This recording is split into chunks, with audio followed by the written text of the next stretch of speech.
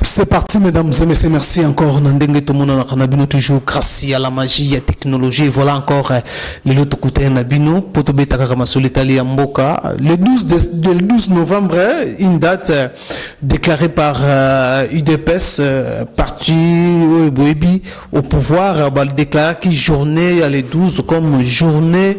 Le bac de journée à base à UDPS. L'histoire remonte na le 12 novembre 2018 puis bandeko ya IDPS sengaka na Félix Tshisekedi à l'époque azalaki président ya parti na bango a retiré signature ya Genève par rapport au ndenge makambo elekaka na Genève kuna ndenge votaka bimisaka candidat commun ya opposition ezalaki Martin Fayulu bango bandeko ya IDPS bengaka ye ndakala il méritait pas azala candidat et opposition, la personne qui remplissait critères, c'est le bon, c'était Félix Tshisekedi, mais Basili Kaka Boebi l'histoire d'Engeleka. Alors, cette année 2019, déclaré en année de la base, Bota la Koma, combattant tout soit qui n'denge réagissait qui na micro na biso par rapport à la journée, on a basali historique il y a journée. En trois mots, on a une réaction à combattant et puis on se retrouve tout à l'heure. Le peuple congolais est allé en pleine manifestation. Nous avons une journée internationale de la base. Parce que nous avons moyen ensemble avec le président de la République. Nous avons la résolution des Nations Unies. Nous avons une journée internationale de la base. Parce que depuis le monde, il n'y avait qu'un seul président qui a écouté la base. C'est Félix Tshisekedi Tshilombo. Nous avons une journée internationale de la base. Pour être une journée où Félix Tshisekedi a eu le peuple congolais. Mais comme petite histoire, qu'est-ce qui s'était passé? Chers journalistes, Toyambi na kacha base à IDPS, le président ya Congo Nabiso, monsieur Adolphe Mouzitou. Toyambi président ESID, monsieur Martin Fayulu. Toyambi président MRC, représenté par madame Bazaïba, monsieur Jean-Pierre Bemba. Toyambi président Ensemble pour le changement, monsieur Moïse Katumbi. Balobi était Kabila, voilà terme va expliquer président Félix Tshisekedi. Que Kabila c'était indiscipliné. Alors dès que tu reconnais l'élection, na dauphin Chadari, tu as une dispersion, Kabila rebimisa Chadari. Tu as moyen de bimisa Félix Tshisekedi candidat commun. Et le cas qui cherche journaliste na base na biso ya IDPS. Félix Tshisekedi andimi. Balobi mais c'est président Félix Tshisekedi. Pour te prouver que Makamoto sont déjà solo. Tu as la meeting moko to benga meeting ya bomoko. Tu es qualifié comme candidat commun et opposition. Mes frères journalistes, tu es triomphal. Jean-Pierre Bemba lobby en direct à Bruxelles. Moïse Katumbi lobby en direct à Bruxelles, na triomphal, même la caméra. Tout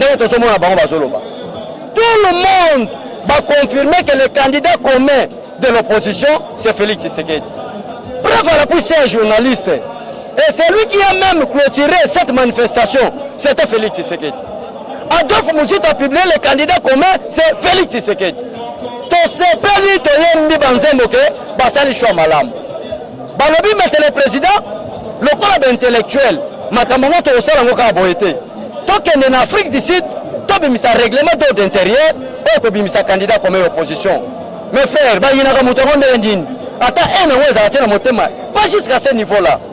Comme en Afrique du Sud, c'est que le peuple doit retenir des choses. En Afrique du Sud, on a commis de retenir des choses. Dans le but, pour la candidat comme opposition, et c'est les partis politiques, ils la représenter au niveau national. Mais vous, les journalistes, posez-vous la question. Martin Fayulu, le parti politique, ils ont même une agilité. Personne ne le bat à Botama. Ils ont un triomphal, parce que la chambre de salon, quand on a rideau, à bureau parti politique. Et c'est l'IDPS qui est représenté au niveau national. Et là, le peuple, c'est la retenir. Et là, qu'est-ce que les peuples doivent retenir dans le règlement de l'intérieur? Dans le but, mode, il y a choisir le candidat comme opposition, tu as un mode électoral, mais tu as d'une manière consensuelle.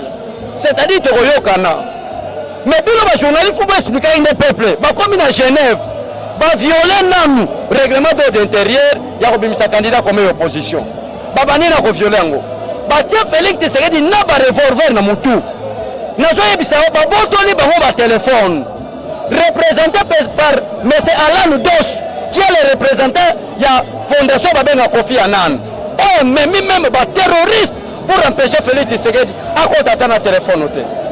Heureusement, la base a été vigilante. Dès que nous parlons de la base, il ne faut pas voir directement l'IDPS, il faut voir le peuple congolais.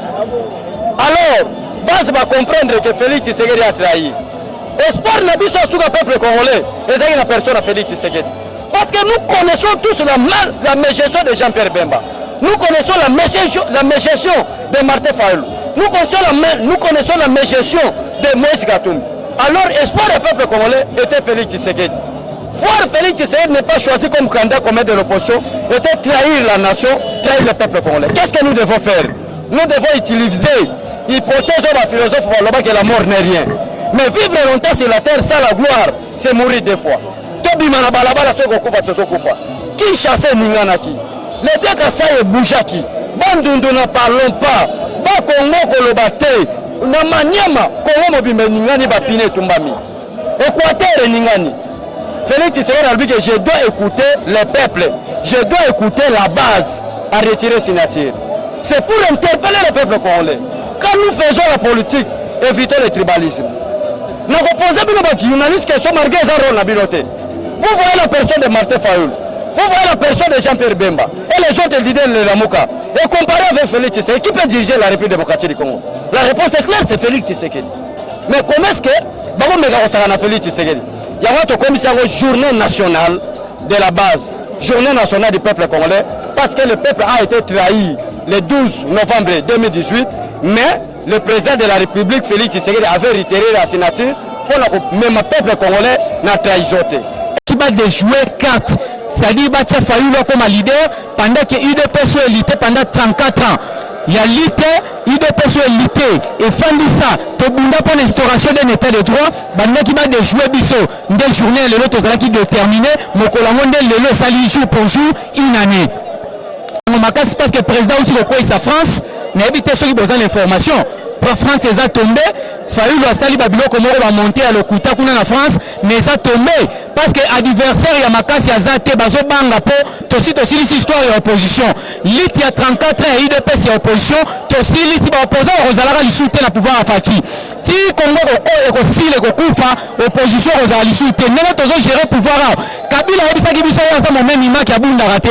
Biso ba to répondre bango biso ba tozo ba même imaki to obunda jamais. On doit protéger le pouvoir. Merci. Le lot ezali sango moko ya bien ezali que combattant peuple congolais d'une manière générale te ko célébrer mukolo nini oyo to yebisaka signature na ye na ba accord oyo basignaka ya Genève tango babimisaka le candidat le moins populaire. Donc quand Basara Likita, Basara Likopa, quand avait réagi, et puis c'était le 12, le président qui a retiré la signature. Donc il y a un moment où vous allez fêter.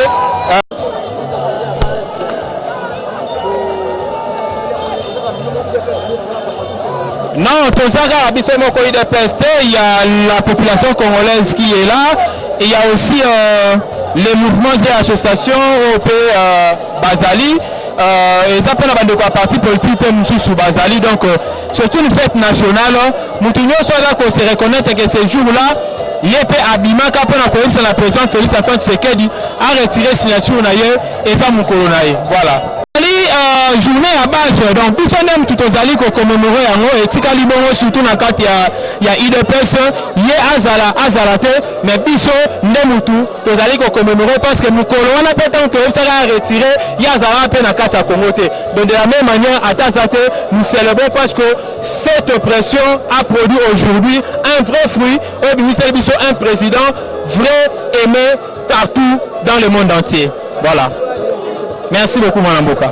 Voilà, mesdames et messieurs, votre Kolandawana, ba combattant de Balobi, basali analyse, ba bêti historique à base. Pourquoi bah célébrer le 12 novembre 2019, une année déjà bah totalisé depuis qu'ils ont déclaré, bah ça la déclaration il y a au Sengana, président de Banga à l'époque, Félix Tshisekedi Tshilombo a retiré signature à Genève oyo bango ba pour bataki signature pour na kondima Martin Fayulu azali candidat ya opposition même Félix Tshisekedi mon kolobaki Martin Fayulu nde mutu Aza, comment j'ai oublié, hein? Les changements, c'est Martin Fayoul. Voilà, c'est ce qu'il a dit. Voilà la raison pour laquelle Bango va célébrer qui n'a Bango et pour bon en dépense, tout le coup,